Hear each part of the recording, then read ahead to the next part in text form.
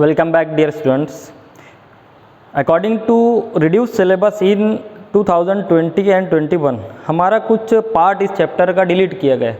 तो according to reduce syllabus next topic of this chapter is colloid. The second part of this chapter, that is colloids. What is the definition of colloids? Colloids are heterogeneous mixture of two or more substances. Heterogeneous किसको कहा जाता है? गैर हमजिन्स. एक opposite होता है homogeneous, हमजिन्स. तो अगर किसी दो या दो से ज़्यादा सब्सटेंस का हमजिन्स गैर हमजिन्स आमेजा अगर ले रहे हैं हम तो उसको क्या कहते हैं? कोलाइड्स. जिसके एग्जाम्पल है मिल्क, दूध, कोलाइड के एग्जाम्पल है. बटर जिसको मक्खन कहते हैं हम, कोलाइड के एग्जाम्पल है. जेली सेमी सॉलिड फॉर्म में नर्म जो खाते हैं हम, jelly, this is example of colloids. Whipped cream, whipped cream, cream जो मलाई होती है, मक्खन ऊपर जो है फैट जिसको कहेंगे हम, अगर घुमा कर निकाला जाए तो एकदम हल्का हो जाता है वो फैट. तो विप्ड यानी घुमा कर जो निकाला जाता है, light in weight, whipped cream, ये भी एग्जाम्पल है कोलाइड की.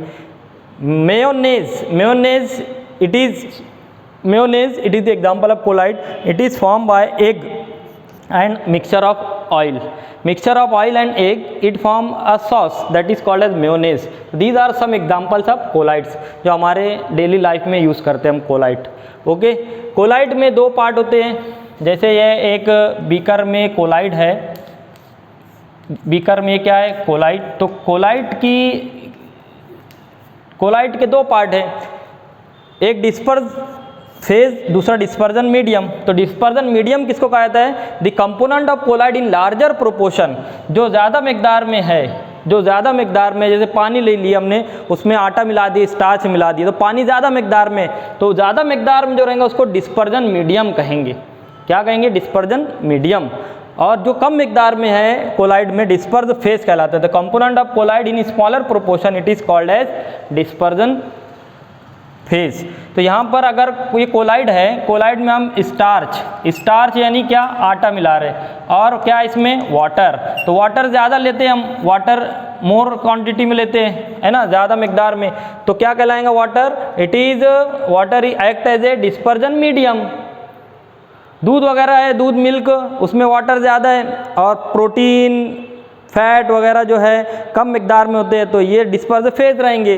तो ऐसे हम कंसीडर कर सकते हैं कि जो कोलाइड का पार्ट लार्जर प्रोपोर्शन में है उसको डिस्पर्जन मीडियम कहेंगे, और जो कम मकदार में है स्मॉलर प्रोपोर्शन में उसको हम क्या कहेंगे? Disperse phase. तो दो चीज़ें होती है कोलाइड में. सॉल्यूशन इसके डिफरेंट है. सॉल्यूशन क्या होता है स्टूडेंट्स? सॉल्यूशन इसका अपोजिट है. कोलाइड में गैर हमजिन्सा आमेजा होता है ना. स्टार्च, आटा मिला दिए, देखते हैं हम लोग तो वो गैर हमजिन्सा आमेजा बनाता है.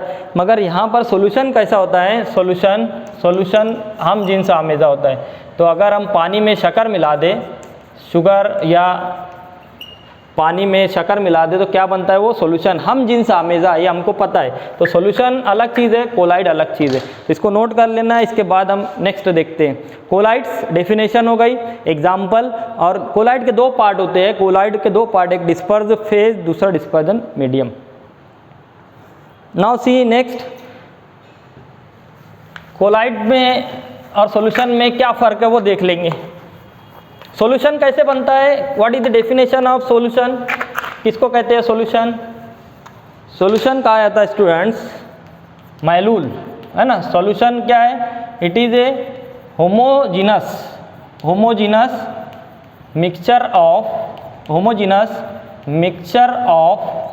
Solute and solvent. Homogeneous mixture of solute and solvent, इसका मतलब ये है सॉल्यूशन. जैसे यहाँ पर ये अगर हम देखें, ये सॉल्यूशन है. पानी में अगर हम कुछ मिला दे, शक्कर वगैरह, तो इस तरह सॉल्यूशन तैयार होता है. तो these are the examples of solution. हमजिन्स आमेजा, एक जैसा दिखाई दे रहा है, कुछ जहाँ दूसरे पार्टिकल नहीं दिखाई दे रहे, इसमें भी कोई दूसरा पार्टिकल नहीं दिखाई दे रहा है. ये भी एक सॉल्यूशन है, इसमें भी कोई पार्टिकल नहीं है, एक जैसा दिखाई दे रहा है. तो हमजिन्स आमेजा, homogeneous mixture of solute and solvent. इसमें जो सॉल्यूट पार्टिकल होते हैं सॉल्यूशन में, सॉल्यूट पार्टिकल्स साइज ये अबाउट 0.1 to 2 नैनोमीटर ये साइज होती है इनकी. And can not be separated. On standing. अगर ये रख दे हम इसी तरह रख दे सॉल्यूशन को तो ये सेपरेट नहीं होते, इसको कहते हैं हम सॉल्यूशन। और कोलाइड में क्या होता है, इसका अपोजिट। ये हो गया अबाउट सॉल्यूशन। कोलाइड्स में क्या होता है स्टूडेंट्स, कोलाइड्स में ये क्या है, these are the heterogeneous mixture of two or more substances। ये पहली चीज़, ये होमोजीनस सॉल्यूशन, ये कैसा है, हेट्रोजीनस। हम घरों में देखते हैं कि आटा अगर मिलाते हैं पानी में तो वो पूरी मिकदार में हल नहीं होता, वो आटे के जो ज़र्रात है, स्टार्च मॉलिक्यूल पूरे डिस्पर्स फैल जाते हैं।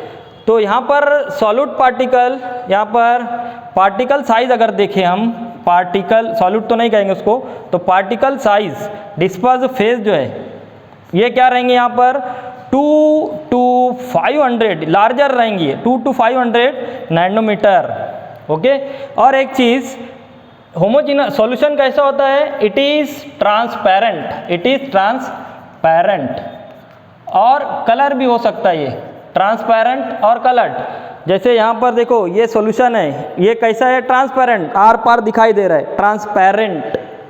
और कलर्ड मगर आर पार दिखाई देता है, क्लियर है सॉल्यूशन एक जैसा।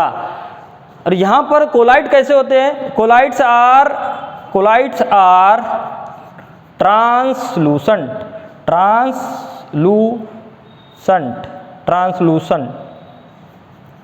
ट्रांसलूसेंट मतलब क्या होता है कि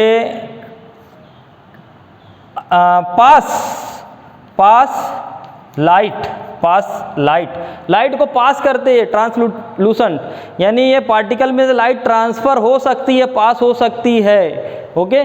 तो ये कुछ खासियत है कोलाइड की। साइज, पार्टिकल साइज मेन है इसमें, साइज पार्टिकल ये लार्ज है और यहाँ पर पार्टिकल साइज कैसी है, स्मॉलर है सॉल्यूशन में। तो ये मेन चीज़ें है सॉल्यूशन और कोलाइड की, तो ये नोट डाउन कर लेना है। ओके। और ये भी क्या होते हैं, colloids translucent and not separated on standing. अगर रख दें हम स्टैंडिंग पोजीशन में बगैर हिलाए तो ये भी सेपरेट नहीं होते। तो ये कुछ प्रॉपर्टीज थी सॉल्यूशन की एग्जांपल अगर देखें हम सॉल्यूशन की एग्जांपल, तो एग्जांपल क्या है इसकी कि अगर बीकर में हम क्या ले लें, बीकर में वाटर प्लस शुगर, शरबत बनाते हम, वाटर प्लस शुगर, तो शक्कर मिल जाती है पानी में, तो ये सॉल्यूशन की एक एग्जांपल हो गई, वाटर प्लस शुगर। कोलाइड की एग्जांपल अभी देखिए हमने, एग्जांपल कौन सी है, इसकी एग्जांपल मिल्क है, जेली है ना, ये सारी एग्जांपल जो है इसमें आ जाती है कोलाइड में। तो कोलाइड में पार्टिकल जो है फैले होते हैं, अगर ये कोलाइड होता तो कोलाइड में पार्टिकल फैले रहते और ट्रांसपेरेंट नहीं दिखाई देता। तो इसके बाद देखेंगे हम एप्लीकेशन या एग्जांपल्स ऑफ एडसॉर्प्शन, ये नोट कर लेना है। नेक्स्ट एडसॉर्प्शन की कोलाइड की एग्जांपल देखेंगे। Now student see the examples of colloids in our daily life. First example of colloid is blue colour of sky seen as blue.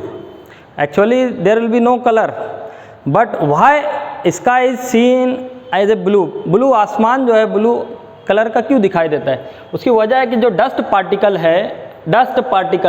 जो ज़र्रात फैले हुए हैं हवा में, उस पर वाटर ड्रॉपलेट डिपॉजिट हो जाते हैं, है ना। ये जो पार्टिकल्स है डस्ट, अगर इसको कहेंगे हम डस्ट पार्टिकल है, उस पर क्या हो जाते हैं, वाटर पार्टिकल H2O ये डिपॉजिट हो जाते हैं, एडसॉर्ब हो जाते हैं। और इस पर जब सनलाइट आती है, सनलाइट ये टकराती है तो सनलाइट स्कैटर हो जाती है, विब्जॉर 7 कलर में डिस्पर्स हो जाती है, फैल जाती है, स्कैटर हो जाती है। और जो ब्लू कलर है वो हमको एक कलर सिर्फ दिखाई देता है। तो यहाँ पर ये सनलाइट जब इस पर ड्रॉपलेट पर पड़ती है तो ये हमको ब्लू कलर का स्कैटर होने के बाद, कई 7 कलर में स्कैटर होती है, तो हमको कौन सा कलर दिखाई देता है, visible colour, that is blue.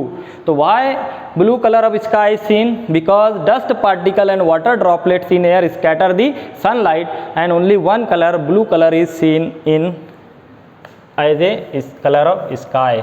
Second example of colloid is blood. जो खून होता है हमारे अंदर, ब्लड, उसमें ब्लड, प्लाज्मा, प्रोटीन। प्लाज्मा मतलब क्या लेना है, that is blood, plasma blood, blood protein, protein जो ब्लड में होता है वो, और एंटीबॉडीज़ इन वाटर, जो हमारे जिस्म में पानी उसमें एंटीबॉडीज़ है, तो उसका अमेजा जो है वो कोलाइड कहलाता है ना। प्लाज्मा, ब्लड प्रोटीन और एंटीबॉडीज़, एंटीबॉडीज़ जो बैरूनी ज़र्रात को रोकने के लिए इस्तेमाल होती है, उनको रोकती है, तदारुक करती है। तो antibodies in water and blood protein it act as a colloid. Next, blood cells and platelets in water. जो ब्लड सेल, ब्लड में और बॉडी में प्लेटलेट होते हैं, सेल में platelet, white blood cell, red blood cell वगैरह, platelet और cells, इनका मजमुआ भी कोलाइड कहलाएगा। Next example of colloid is soil, ज़मीन। ज़मीन, ये जो हमारी ज़मीन है वो जो फर्टाइल सॉइल अगर है, सॉइल यानी अगर ये सॉइल है, सॉइल, तो इस पर जो ह्यूमस है, ह्यूमस ये डिपॉजिट हो जाते हैं। ह्यूमस किसको कहा जाता है, ह्यूमस कहा जाता है डेड प्लांट्स और लीव्स।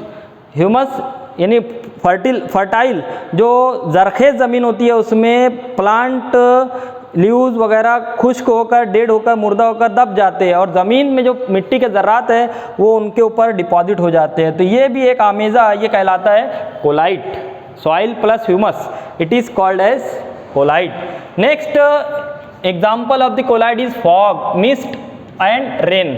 फॉग, मिस्ट, कोहर धुंध जिसको कहते हैं हम, धुंध, है ना, ये एक एग्जाम्पल है किसकी, कोलाइड की।